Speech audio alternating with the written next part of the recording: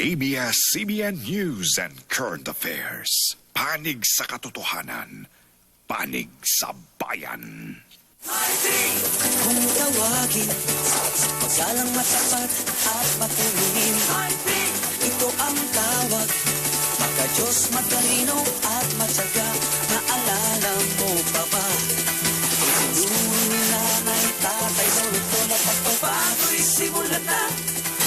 Harapin ng hamon kahit ano pa man, magkahawak ang kamay, sama-sama. Pinoy, Pinoy, aming lahi, ibilib ka para sa tunay na ugali.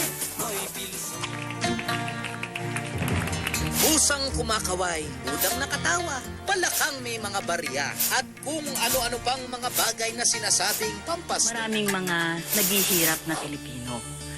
Kaya kapag may nabalitaan sila na, uy, gumanda ang buhay ni ganito, tinitingnan nila kung ano yung nakapagpaganda ng buhay na yon.